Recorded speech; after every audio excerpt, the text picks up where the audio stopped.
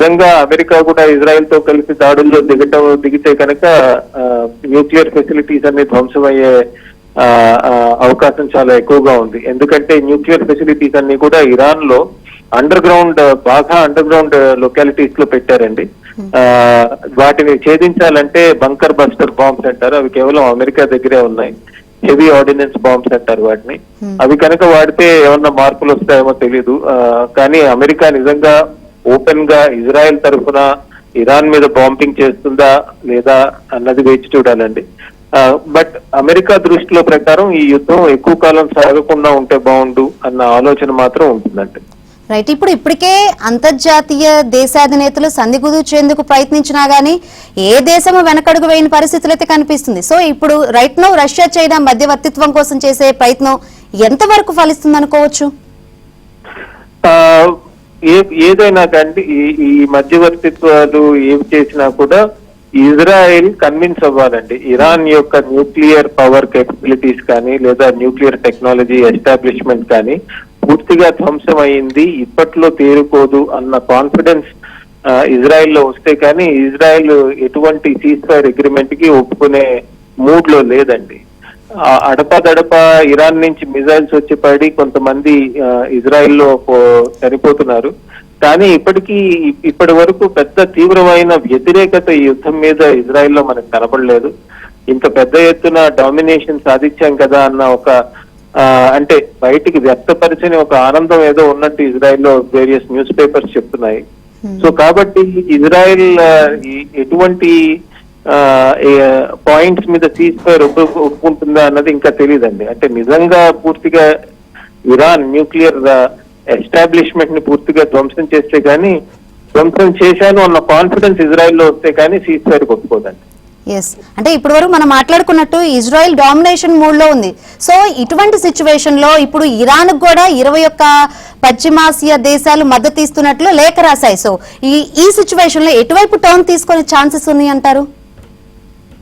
చాలా దేశాలు ఇరాన్ కి మిడిల్ ఈస్ట్ లో మద్దతు పలికిని చెప్పినా వాస్తవానికి వాళ్ళందరూ నిజంగా ఇరాన్ వెనకాల ఉంటున్నారా లేదా అన్నది అనుమానం అండి.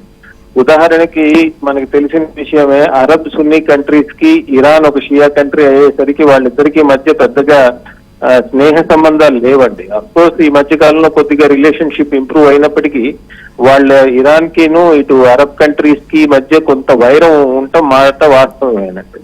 సో దాంతో ఏమవుతుందంటే వీళ్ళందరూ కూడా ఇరాన్ కొద్దిగా వీక్ అయితే బాగుండు అన్న ఆలోచన వాళ్ళలో ఉందండి. బయటికి మాత్రం వాళ్ళు చాలా స్టేట్మెంట్స్ ఇస్తున్నారు, ఇరాన్ చేస్తున్నది తప్పు ఇలా చేయకూడదు, ఇజ్రాయెల్ చేస్తున్నది తప్పు ఇలా చేయకూడదు అని చెప్పడం జరుగుతోంది.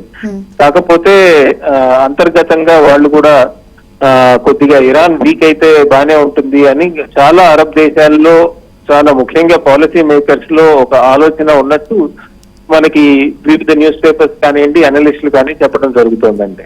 ట్రంప్ సీక్రెట్ రూమ్ లో నుంచి ఉండి చర్చలు జరుపుతున్నారు. సో ఇరాన్ అణుస్థావరాలపై ఏమైనా దాడి చేసే ఛాన్స్ ఉందా? మార్నింగ్ కూడా ఒక ట్వీట్ చేశారు, ఇరాన్ కి ఒక రెండో ఛాన్స్ ఇస్తున్నాను, మీరు అలర్ట్ అవ్వాలి అని చెప్పిన సిచ్యువేషన్ ఉంది. సో ఏం జరగబోతుంది అనుకోవచ్చు? ట్రంప్ ని మనం ప్రిడిక్ట్ చేయడం కష్టం అండి. ఆయన ఎప్పుడు ఏం చెప్తారో ఎలా తీసుకెళ్తారో అన్నది మాత్రం కష్టం. కాకపోతే మీరు అమెరికా వైఖరి గమనిస్తే వాళ్ళు ఈ యుద్ధానికి చాలా చక్కగా ప్రిపేర్ అయ్యారండి. ఒకటి మీరు చూస్తే ఇంతకు ముందే 1 నెల క్రితం 2 నెలల క్రితం అమెరికా మిడిల్ ఈస్ట్ అంతా పర్యటించారండి. ముఖ్యంగా సౌదీ అరేబియా వెళ్లారు, యునైటెడ్ అరబ్ ఎమిరేట్స్ వెళ్లారు, ఖటార్ వెళ్లారు. ఇలాంటి దేశాలన్నింటిలో ఆయన పర్యటించి వాళ్ళకి స్పష్టంగా చెప్పారండి, మీకు మాకు ఎటువంటి గొడవలు లేవు, మీ పాలన మీది, మా పాలన మాది, మీ మీద మేమేమి ప్రజాస్వామ్యం రుద్దము, జెండర్ అని ఏదని మాట్లాడము, మీద ఎటువంటి ఆంక్షలు పెట్టమని చెప్పారండి. అంతేకాదండి, సిరియాలో అధికారంలో ఉన్నటువంటి కొత్తగా ఒకప్పుడు అల్ ఖైదా ఉగ్రవాది అయినటువంటి వ్యక్తి ఈ రోజు సిరియాలో ప్రెసిడెంట్ అయ్యారు కదా, ఆయనతో కూడా ఆయన షేక్ హ్యాండ్ ఇచ్చి ఆయనతో కూడా రిలేషన్షిప్ డెవలప్ చేసుకున్నారు. సో అలా చూసుకుంటే కనుక డొనాల్డ్ ట్రంప్ ఎప్పటి నుంచో ఈ యుద్ధం జరిగితే కనుక అమెరికా మీద ఎటువంటి వ్యతిరేకత రాకూడదని ముఖ్యంగా అరబ్ దేశాలలో చాలా పెద్ద ఎత్తున ప్రయత్నాలు చేయడం జరిగిందండి. సో దాంతో చూసుకుంటే నిజంగా ఆయన కూడా ఓపెన్ గా బాంబింగ్ లోకి అమెరికాను తీసుకొస్తారా లేదా బయట ఉంచుతారా అన్నది ప్రిడిక్ట్ చేయడం కష్టం. కానీ ఓవరాల్ గా మాత్రం అమెరికా ఇజ్రాయెల్ దాడులతో సర్ప్రైజ్ అవ్వలేదు, సర్ప్రైజ్ అవ్వకపోగా చక్కగా ప్రిపేర్ అయినట్టుందండి. రైట్, థ్యాంక్ యూ సంజయ్ గారు.